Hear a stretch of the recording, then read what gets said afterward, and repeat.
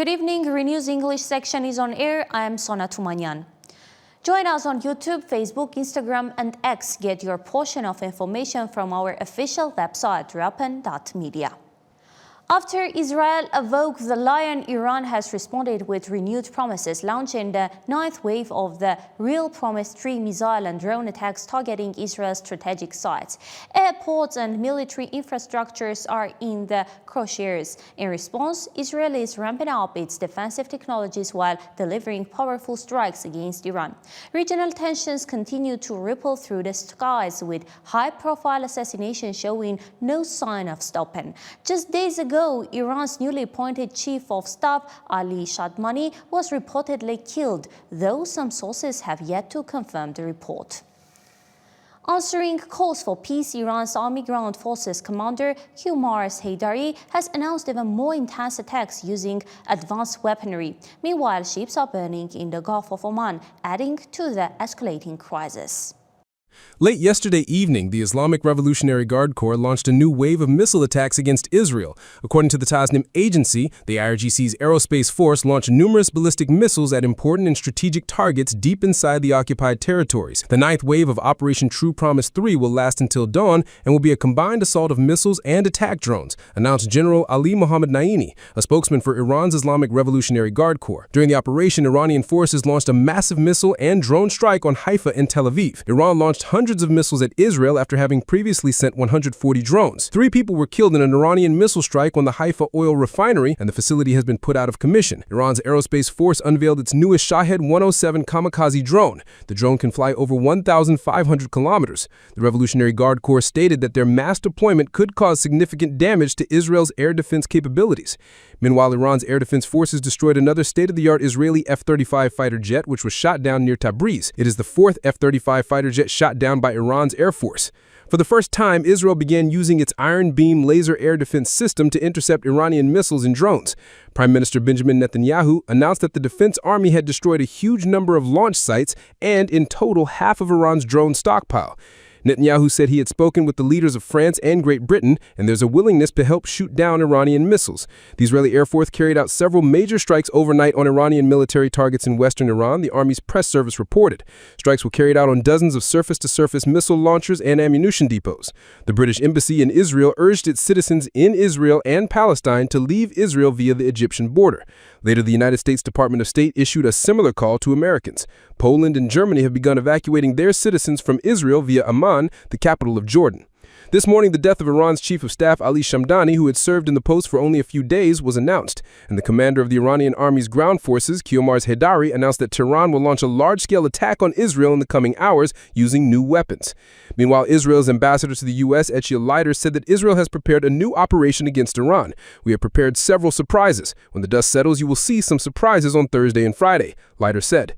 Iran has reported a missile strike on the Mossad building in the Israeli city of Herzliya. The Israeli military intelligence base Glilot, in a suburb of Tel Aviv, was subjected to a missile strike by Iran's Islamic Revolutionary Guard Corps. According to Iran's SNN television channel, an important logistics center of Israeli military intelligence was attacked. Iranian missiles struck the headquarters of Israel's intelligence service Mossad near Tel Aviv, the Tasnim agency reported. 3 ships are on fire off the coast of Iran in the Gulf of Oman, reported Iran's Press TV. The burning ships are near the Strait of Hormuz, which is the main export route for oil and gas from the Persian Gulf countries. The TV channel did not specify the cause of the incident. There have been no reports of Israeli strikes on ships in Iranian territorial waters. A U.S. Navy carrier strike group led by the nuclear-powered aircraft carrier USS Nimitz has been urgently dispatched to the Middle East from the South China Sea, reports Fox News, citing an American official. Azerbaijan's regime played a role in the bombing of Tabriz, according to Iranian analyst Salar Saif. Saif claims that Azerbaijan allowed radar breaches at the Gabala radar station, which is reportedly under Israeli control. He alleges Israeli drones were launched at Tabriz from Nakhichevan and Nagorno-Karabakh. Additionally, Saif accuses Azerbaijan of conducting espionage and intelligence operations in Tabriz through covert agents. U.S. President Donald Trump left the G7 summit early, urging Tehran to evacuate quickly and warning that Iran will eventually have to strike a deal. Tehran fired back, saying they're willing to negotiate with the U.S. only if Israel stops its military actions. Washington claims Iran is crossing red lines with its uranium enrichment, while global powers continue intense efforts to negotiate with Tehran. Qatar and Oman are also playing key diplomatic roles, and Russia's foreign ministry remains vocal amid the escalating tensions. We'll break down this complex geopolitical standoff in the upcoming report. Everyone must immediately leave Tehran. This is the evacuation order Trump is giving to Iranians on his X page, and under the threat of Israeli missiles, he is demanding they sign the nuclear deal he has called for. What a shame, and what senseless victims. To put it simply, Iran cannot have nuclear weapons. I say it again and again. For understandable reasons, I must return now. I had 60 days, they had 60 days, and on the 61st day I said, we don't have a deal. But I would say that Iran is not winning this war. We have always supported Israel, and now Israel is doing well. And then, the head of the Pentagon confirms live on air that the United States is eagerly awaiting the signing of the deal on its terms.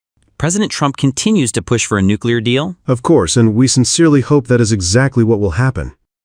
Incidentally, Trump is so busy with the escalated Iran-Israel conflict that he was only forced to be present at the G7 summit in Canada for a few hours.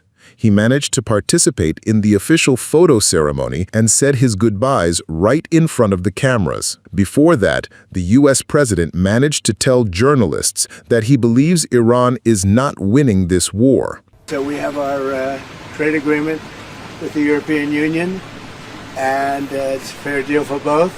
Going to produce a lot of jobs, a lot of income. It is reported that a National Security Council meeting will be convened after Trump's return to his homeland. Iran is openly declaring that the United States is also responsible for this missile war. Iran's foreign minister, Abbas Araghchi, said this during virtual talks with European leaders. Israel, with the support, assistance, and cooperation of America, started this war against the Iranian people. Therefore, we hold America responsible for this situation and complicit in the crimes committed. The situation in the Middle East is extremely grave, declares Russia's deputy foreign minister. Ryabkov also spoke of the danger of Israeli strikes on Iran's nuclear facilities. Against this backdrop, according to the Washington Post, Iranian officials have conveyed to mediators that they are ready to resume negotiations on the nuclear deal only after Israel ceases its attacks. The head of the International Atomic Energy Agency, Rafael Grossi, reported that Israel's strikes have seriously damaged, possibly destroyed, centrifuges at Iran's Natanz uranium enrichment facility. Grossi explained that while the centrifuges are located on the ground and were not directly hit, they were likely damaged due to power outages caused by the attacks. The facility's above-ground structures were completely destroyed in the strikes. He also confirmed damage to Iran nuclear site in Isfahan, with 4 buildings partially destroyed, but said the further uranium enrichment plant remains intact. Iran claimed it struck a missile attack on Mossad headquarters building. Israel's intelligence responded, saying, Iran says it hit at Mossad building. Fortunately, no one was there. Everyone is in Iran. President Donald Trump denied seeking peace talks with Iran, calling the reports fake news. I haven't reached out to Iran in any way, shape, or form for peace negotiations, Trump wrote. If they want to talk, they know how to reach me. They should have taken the deal on the table. It would have saved many lives. Trump also said that he was aiming for a real end to the conflict between Israel and Iran, and not just a ceasefire, Agence France Presse reported. Speaking to reporters aboard Air France One on his way back from the Group of 7 summit in Canada, Trump stated that he's not looking for a ceasefire, adding, "We're looking at a better than a ceasefire." When asked what that meant, he replied, a real end, not a ceasefire, an end with Iran giving up entirely on nuclear weapons. An Israeli airstrike in western Iran on Monday severely damaged Farabi Hospital in Kermanshah as regional tensions continue to escalate. Footage released by Iranian state media shows shattered glass and collapsed ceilings inside the facility. The hospital was hit after a nearby site was targeted, according to Iran's Tasnim news agency. The Iran-Israel conflict is overshadowing the ongoing Russia-Ukraine war, where intense fighting continues. Russia has launched a new wave of drone and missile attacks across Ukraine, causing explosions and fires with residential buildings damaged in Kyiv. Kyiv Mayor Vitaly Klitschko reported 14 dead and 55 injured, including at least one American citizen among the casualties. Meanwhile, Russia's defense ministry claimed it destroyed 198 Ukrainian drones overnight between 8 p.m. and 7 a.m. local time. No matter if the tension is in the Middle East, Europe, or Russia, the central figure remains the 47th U.S. President Donald Trump. During a brief visit to Canada, Trump reignited his familiar narratives, calling the decision to exclude Russia from the G8 a mistake. He linked this move directly to the Russia-Ukraine war, emphasizing that if he had been president 4 years ago, Russia would not have launched large-scale military operations against Ukraine. For context, Russia was removed from the G8 in 2014 following the annexation of Crimea. In 2017, Moscow officially quit the group, which then became the G7. When Trump proposed rejoining in 2018, Russian Foreign Minister Sergei Lavrov responded with complete disinterest. After Elon Musk's name sparks expectations of a new Trump post, it's actually the former head of the U.S. Office of Management and Budget, an American billionaire who has issued a stark financial warning. He has launched an analysis of the country's fiscal risks, declaring that the U.S. is on the brink of effective bankruptcy.